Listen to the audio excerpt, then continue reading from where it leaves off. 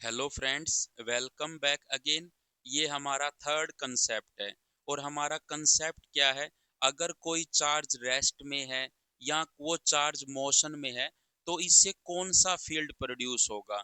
Electric field produce होगा, magnetic field produce होगा या इलेक्ट्रोमैग्नेटिक वेव प्रोड्यूस होगी या जनरेट होगी। ये हमारा कंसेप्ट है कि अगर वो चार्ज आपका रेस्ट में है, मोशन में है, तो क्या प्रोड्यूस होगा, कौन सा फील्ड आपका प्रोड्यूस होगा। देखिए, अगर चार्ज आपका रेस्ट में हो, रेस्ट का मतलब रुका हुआ है, स्टेटिक में है, स्टेटिक का मतलब रुका हुआ है वो चार्ज। अगर चार्ज रेस्ट में होता है तो उससे ओनली इलेक्ट्रिक फील्ड प्रोड्यूस होता है। ईएफ का मतलब है इलेक्ट्रिक फील्ड, कि सिर्फ इलेक्ट्रिक फील्ड प्रोड्यूस होगा अगर चार्ज रेस्ट में है। और एमएफ का मतलब है मैग्नेटिक फील्ड। तो अगर चार्ज रुका हुआ हो तो इलेक्ट्रिक फील्ड प्रोड्यूस होता है, मैग्नेटिक फील्ड प्रोड्यूस नहीं होगा, ना ही इलेक्ट्रोमैग्नेटिक वेव जनरेट होती है। और ये जो इलेक्ट्रिक फील्ड होगा, ये आपका स्टैटिक इलेक्ट्रिक फील्ड होता है, मतलब टाइम के साथ चेंज नहीं होता किसी भी पोजीशन पे। तो टाइम इंडिपेंडेंट इलेक्ट्रिक फील्ड होता है, जिसको हम इलेक्ट्रोस्टैटिक फील्ड कहते हैं। लेकिन अगर वही चार्ज आपका यूनिफॉर्म मोशन में हो, यूनिफॉर्म मोशन का मतलब होता है एक समान वेलोसिटी से चले, मतलब उसकी वेलोसिटी कांस्टेंट हो, मतलब ना तो उसकी डायरेक्शन चेंज हो ना ही स्पीड चेंज हो। या फिर ये कह दो नॉन एक्सलरेटिंग चार्ज है। नॉन एक्सलरेटिंग का मतलब किसी भी टाइप का एक्सलरेशन नहीं है, मतलब इस केस में एक्सलरेशन कितना है, जीरो है। और जब एक्सलरेशन जीरो होगा तो वेलोसिटी क्या होती है, वहां कांस्टेंट होती है। तो तब आपका कैसा करंट प्रोड्यूस होगा? हमने पढ़ा था जब चार्ज फ्लो करता है तो उससे करंट आता है। लेकिन अगर चार्ज यूनिफॉर्म मोशन में हो तो जो करंट आएगा वो कांस्टेंट करंट या स्टीडी करंट आता है आपका। कैसा करंट आता है? कांस्टेंट या फिर स्टीडी करंट आता है आपका। और ऐसा जो करंट होता है वो मैग्नेटिक फील्ड प्रोड्यूस करता है। और वो मैग्नेटिक फील्ड कैसा प्रोड्यूस करेगा? टाइम इंडिपेंडेंट मैग्नेटिक फील्ड, जिसको हम स्टैटिक मैग्नेटिक फील्ड भी कहते हैं या मैग्नेटोस्टैटिक्स कहते हैं। लेकिन ये इलेक्ट्रिक फील्ड भी क्या करता है, प्रोड्यूस करता है। क्या प्रोड्यूस करता है? इलेक्ट्रिक फील्ड भी प्रोड्यूस करता है। अगर वो चार्ज इन एक्सलरेटिंग मोशन में है, अगर वो चार्ज किस में है, एक्सलरेटिंग मोशन में है, तो मतलब एक्सलरेटिंग मोशन को हम नॉन यूनिफॉर्म मोशन भी कह सकते हैं, कि वो नॉन यूनिफॉर्म मोशन में है।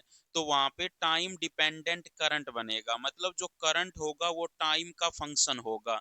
मतलब किसी भी पॉइंट पर जो करंट की वैल्यू होगी वो अलग अलग टाइम पे उसी पॉइंट पर अलग अलग होगी। तो वहां पे टाइम डिपेंडेंट मैग्नेटिक फील्ड बनेगा। मतलब जो टाइम डिपेंडेंट करंट आया है, मतलब चार्ज के मोशन से जो टाइम डिपेंडेंट करंट है वो आपका टाइम डिपेंडेंट मैग्नेटिक फील्ड बनाएगा।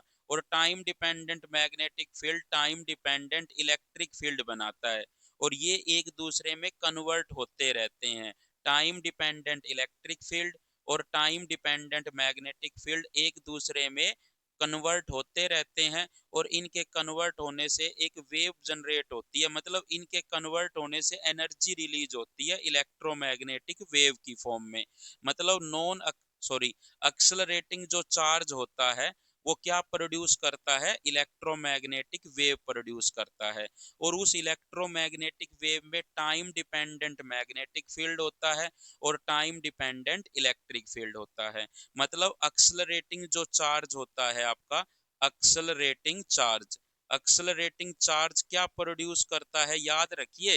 एक्सलरेटिंग चार्ज जो है वो किसका सोर्स है, इलेक्ट्रोमैग्नेटिक वेव का सोर्स है।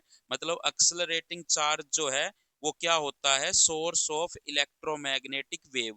आपसे पूछा जा सकता है कि इलेक्ट्रोमैग्नेटिक वेव का सोर्स क्या है, तो आपको पता होना चाहिए एक्सलरेटिंग चार्ज है या ओसिलेटिंग चार्ज हो या फिर क्या हो, ओसिलेटिंग चार्ज हो। ये सभी क्या होते हैं, सोर्स होते हैं इलेक्ट्रोमैग्नेटिक वेव के।